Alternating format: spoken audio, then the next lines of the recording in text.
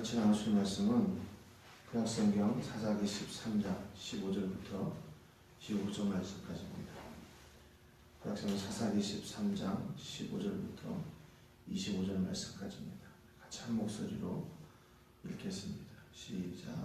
마노아가 여호와의 사자에게 말하되 구하옵나니 당신은 우리에게 머물러서 우리가 당신을 위하여 염소새끼 하나를 준비하게 하소서 하니 여호와의 사자가 마노아에게 이르되 내가 비록 나를 머물게 하나 내가 네 음식을 먹지 아니하리라. 번제를 준비하려거든 마땅히 여호와께 드릴지니라 하니 이는 그가 여호와의 사자인 줄을 마노아가 알지 못함이었더라. 마노아가 또 여호와의 사자에게 말하되 당신의 이름이 무엇이니까 당신의 말씀이 이루어질 때에 우리가 당신을 존귀히 여기리이다 하니 여호와의 사자가 그에게 이르되 어찌하여 내 이름을 묻느냐 내 이름은 기묘자라 하니라. 이에 마노아가 염소새끼와 소제물을 가져다가 바위 위에서 여호와께 드리매 이적이 일어난지라. 마노아와 그의 아내가 본즉 불꽃이 제단에서부터 하늘로 올라가는 동시에 여호와의 사자가 제단 불꽃에 휩싸여 올라간지라. 마노아와 그의 아내가 그것을 보고 그들의 얼굴을 땅에 대고 엎드리니라. 여호와의 사자가 마노아와 그의 아내에게 다시 나타나지 아니하니 마노아가 그제야 그가 여호와의 사자인 줄 알고 그의 아내에게 이르되 우리가 하나님을 보았으니 반드시 죽으리로다 하니 그의 아내가 그에게 이르되 여호와께서 우리를 죽이려 하셨더라면 우리 손에서 번제와 소제를 받지 아니하였을 것이요 이 모든 일을 보이지 아니하셨을 것이며 이제 이런 말씀도 우리에게 이르지 아니하셨으리다 하였더라. 그 여인이 아들을 낳음에 그의 이름을 삼손이라 하니라. 그 아이가 자라며 여호와께서 그에게 복을 주시더니 소라와 에스다올 사이 마하네단에서 여호와의 영이 그를 움직이기 시작하셨더라. 아멘.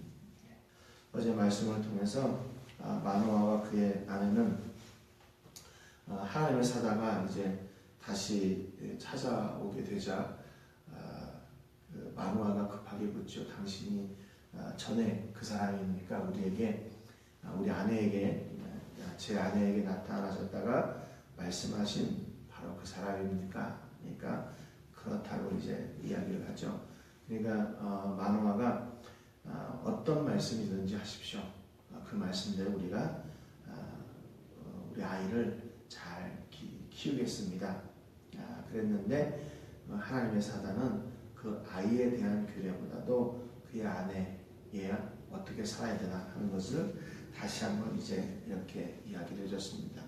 그러니까 하나님은 하나님 일을 할 때의 그 통로조차도 역시 마찬가지로 이렇게 정결하게 그 일을 순종하고 나가기를 원하셨다. 이렇게 말씀을 드렸습니다.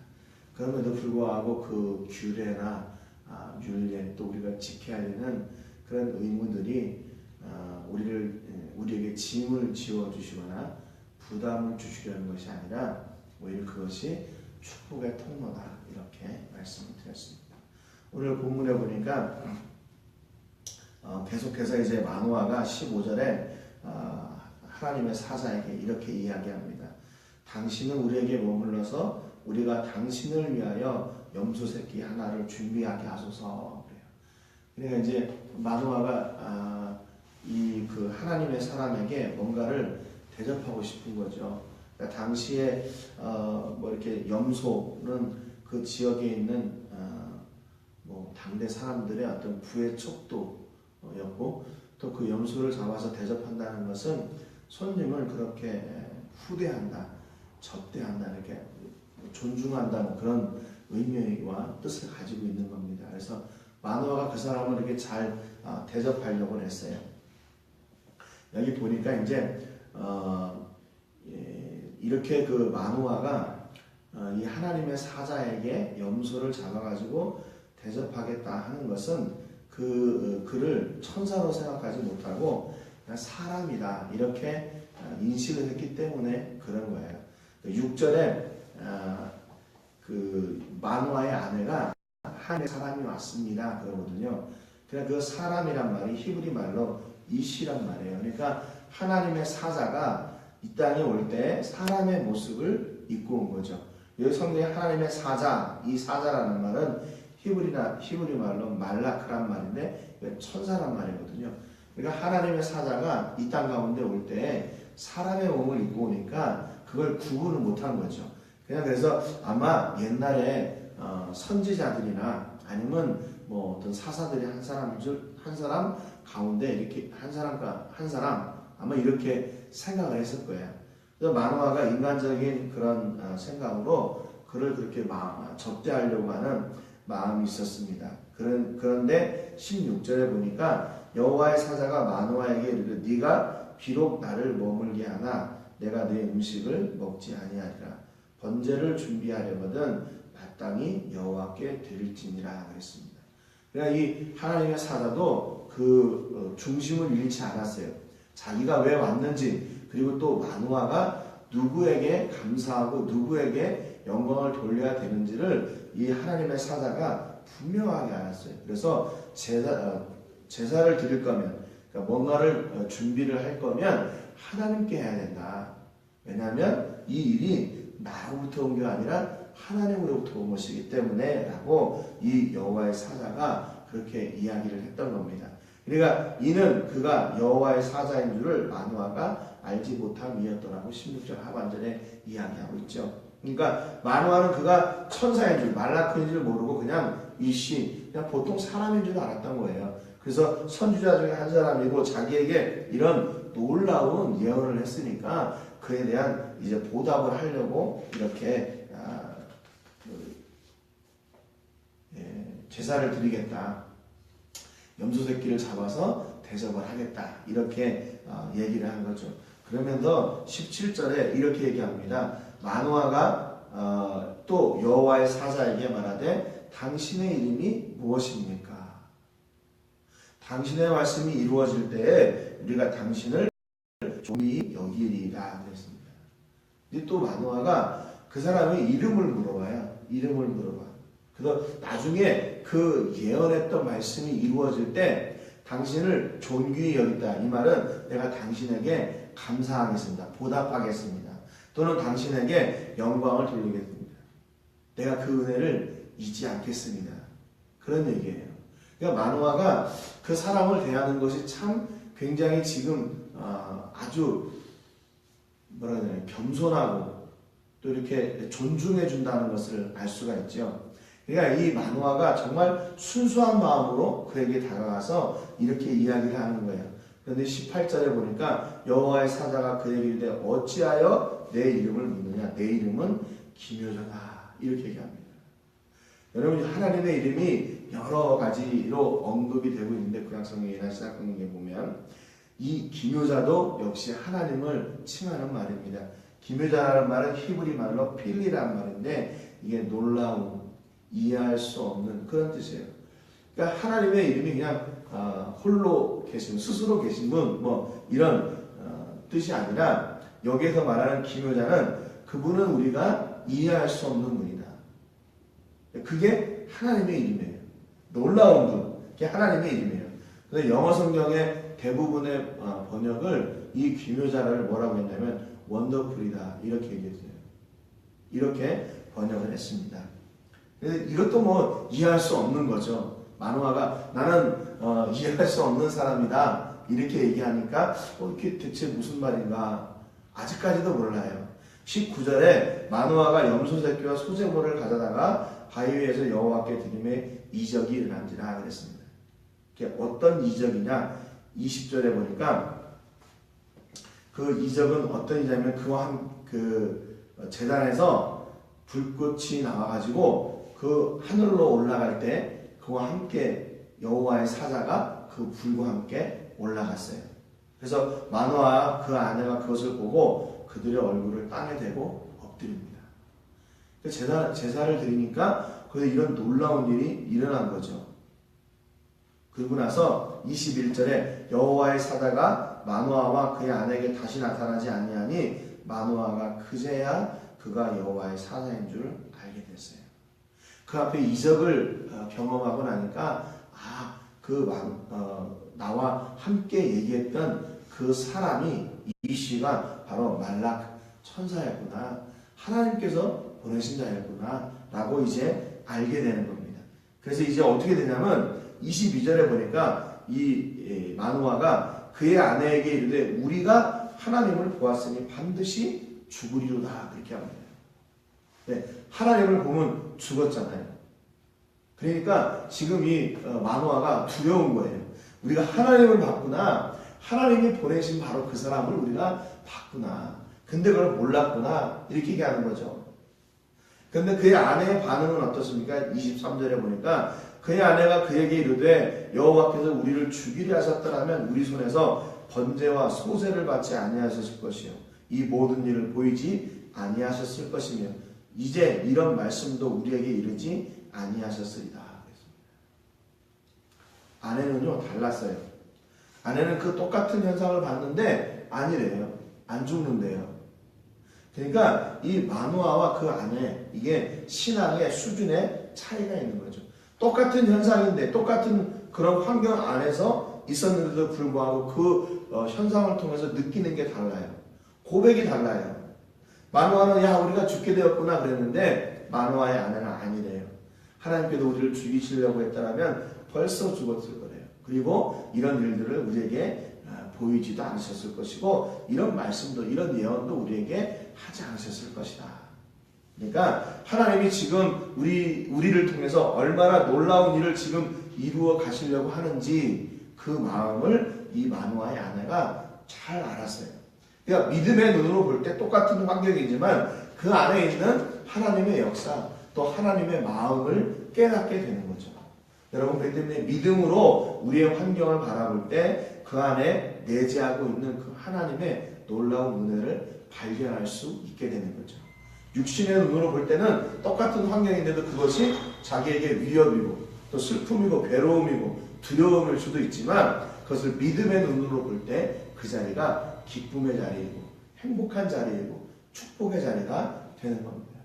그래서 마노아의 아내가 이렇게 믿음으로 그 환경을 지금 해석을 한 거예요. 여러분 이런 은혜가 오늘 우리에게도 필요한 거죠. 세상의 눈으로 보는 것이 아니라 하나님께서 주신 그 환경 또 그 일 또 어떤 그런 일들을 통해서 하나님이 내게 뭐라 말씀하시나 이 안에 계시는 하나님의 뜻이 무엇인가를 여러분 더 깊이 알게 되는 믿음으로 세상의 환경을 바라보시는 그런 은혜가 있기를 바랍니다. 24절에 그 여인이 아들을 낳으매 그의 이름을 삼손이라 하니라. 그 아이가 자라며 여호와께서 그에게 복을 주시더니 그랬습니다.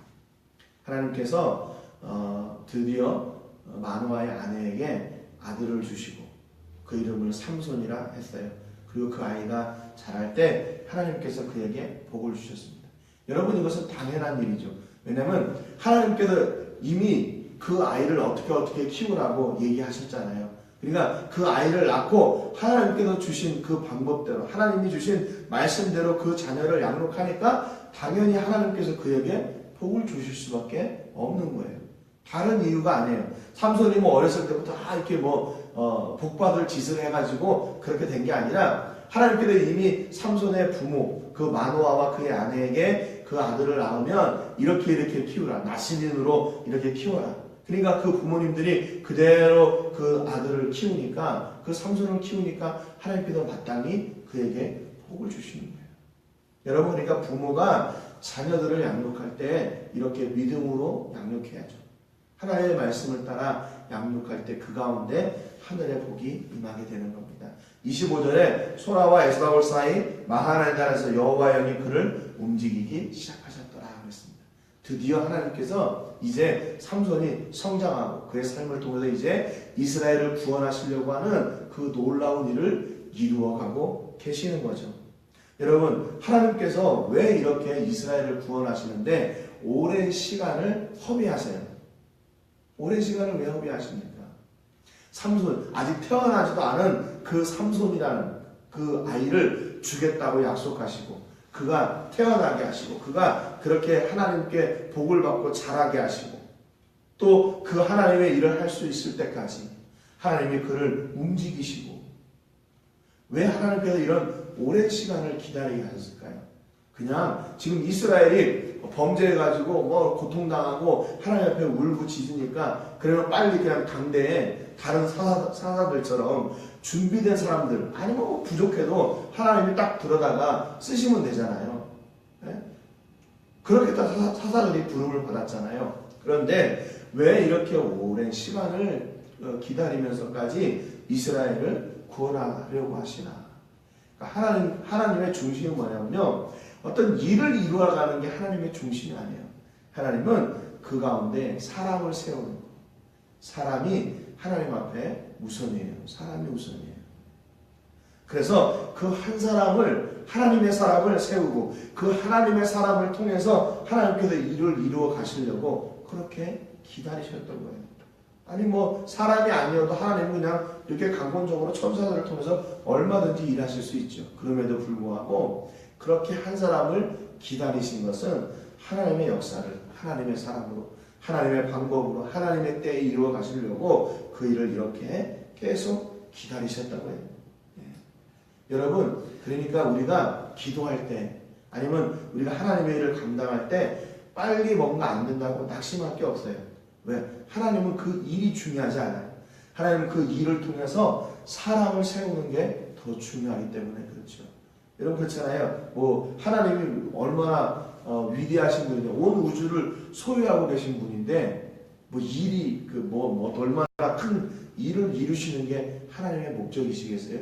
천하 만물이 하나님의 것인데 하나님의 관심은요 그 안에서 하나님의 말씀을 따라 순종하고 그 말씀대로 하나님의 복을 누리고 또 그를 통해서 하나님의 일이 이루어가지는 그런 이렇게 좀 더디지만 그 사람이 세워져 가는 것을 원하신다는 오늘 우리 모든 식구들 하나님의 말씀을 통해서 우리가 많은 은혜를 나눕니다.